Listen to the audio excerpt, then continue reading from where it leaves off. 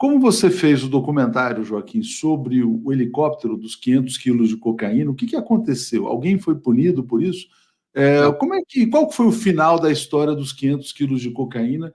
Como é que você vê a figura do Zezé Perrella? Não sei se você pode falar do Zezé Perrella, ou se você continua proibido pela justiça de mencionar o nome do Zezé Perrella, mas queria que você resgatasse um pouco essa história.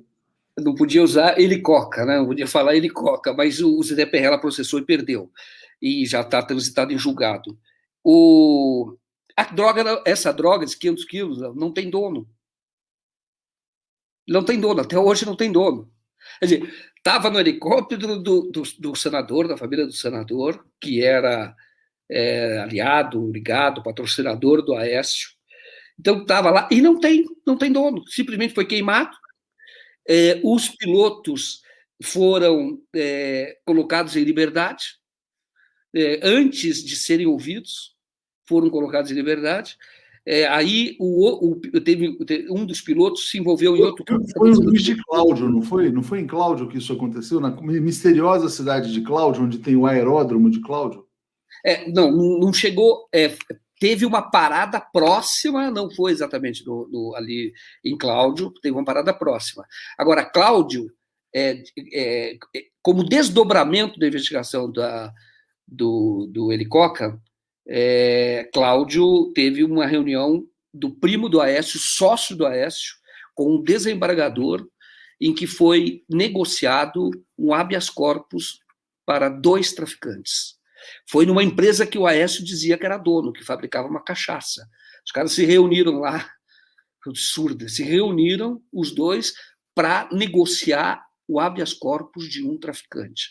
E esse cara era o primo e sócio do Aécio. E na época, eu até quando fiz a matéria por ele, a Globo tinha feito matéria no Fantástico, 10 minutos, sobre a negociação com o desembargador para conseguir o habeas corpus para os traficantes. E não falou numa matéria de 10 minutos nenhuma vez que a negociação foi de uma empresa que era do Aécio, que o Aécio dizia que era dele, e que era o primo do Aécio, não era um primo distante. O Aécio fez foi uma matéria, acho que foi a Época que fez a matéria, mostrando o Aécio, olha como esse cara é maravilhoso, ele fabrica a melhor cachaça de Minas Gerais, não sei o que e tal.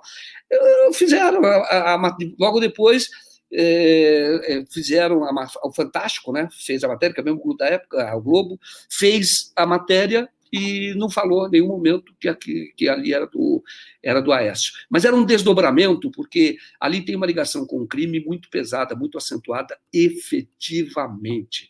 Então, agora, entrando no tema, essa droga, naturalmente, olha só, as pessoas pedem, o Hélio Luz falou ontem, normalmente eles põem o traficante como milionário, aí eles mostram aquelas piscinas azuis e tal. Põe uma banheira de hidromassagem, jacuzzi, e fala, ó, o luxo desse cara aqui, esse cara é o marajá da favela, não sei o que, etc.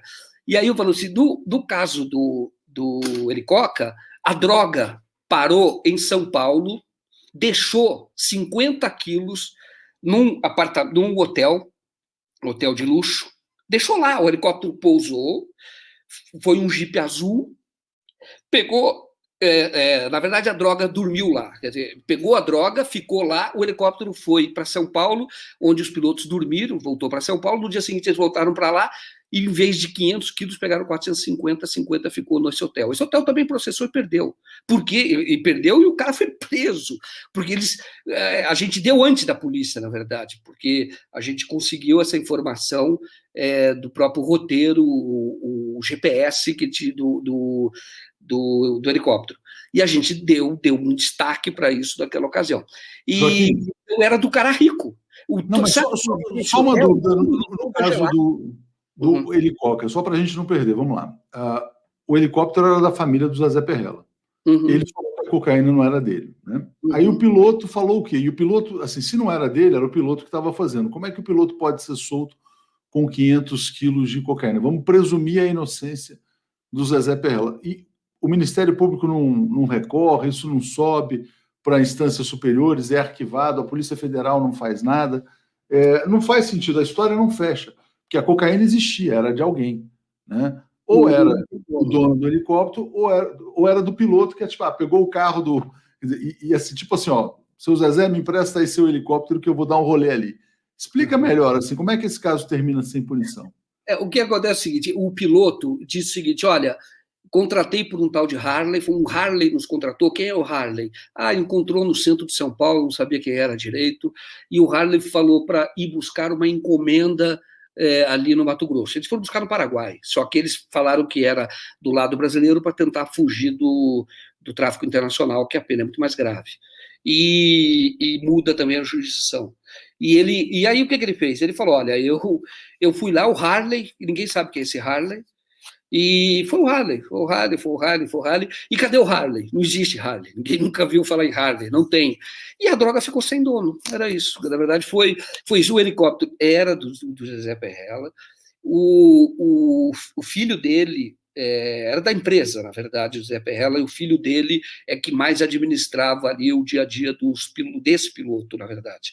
Aí esse piloto, a história que ficou no final é que ele chegou simplesmente e falou, posso usar o helicóptero aqui, fazer um frete particular? Essa é a história que ele contou. Posso fazer um frete particular? Aí o cara falou, olha, pode, e você pode fazer, agora eu vou precisar do helicóptero domingo à noite, não sei o que, tá? Domingo à tarde. E aí foi isso, aí o cara pegou esse helicóptero, combinou com outro piloto, foram lá para o Mato Grosso, trouxeram a droga, pararam próximo de Cláudio, de fato. Joaquim, se você tivesse um helicóptero, você emprestaria para o piloto fazer um frete particular? Imagina, você não sabe, entendeu? Sem saber os detalhes, é tudo muito estranho, né? Tudo muito esquisito. Claro. Nem sei se o filho dele continua como deputado federal, Gustavo Perrella, né? Não foi reeleito. Não, ele perdeu a eleição, o Zezé também saiu da política. Pelo menos isso, vamos dizer, aconteceu. Quer dizer, eles não foram investigados, eles não responderam, não foram noticiados, foram ouvidos como testemunha, e o caso, do que diz respeito a eles, morreu. E o piloto foi solto, como eu disse, e a droga não tem dono. E aí, viu, Léo, uma coisa curiosa, quando eu cheguei, eu falei, mas e a droga? De quem é a droga? Não sei, estou falando com o juiz. Falei, mas o que vai acontecer com a droga? O juiz falou, muito provavelmente vai voltar para o mercado. Falei, como assim? Ele falou, olha, eles apresentam, a polícia apresenta um pouco da droga, faz teste um pouco da droga, apresenta toda a droga, faz testes, depois queima. E quando queima cal. Põe um pouquinho só de droga, queima cal. E depois ele falou, isso provavelmente vai voltar para o mercado. Aí eu falei, mas como assim? Ele disse o seguinte, falou, Joaquim, eu vou continuar sendo juiz, você vai continuar sendo repórter, e eles vão continuar sendo traficantes. E uma coisa curiosa também, outra coisa, o helicóptero, quando você empresta o helicóptero, eles trouxeram muita pasta base. E tem cheiro. Agora, como é que eles iam devolver o helicóptero ou chegar para o Gustavo chegar lá e falar, que cheiro é isso aqui? O que aconteceu? O que vocês transportaram? É uma coisa que mesmo que não bate, né? Eu não sabia, né? Eu não sabia, tudo muito estranho, cara. E esse fato de terminar sem punição é uma coisa assim... Bom, era um dos grandes aliados de um cara que perdeu a eleição presidencial em 2014 e precipitou o golpe de 2016.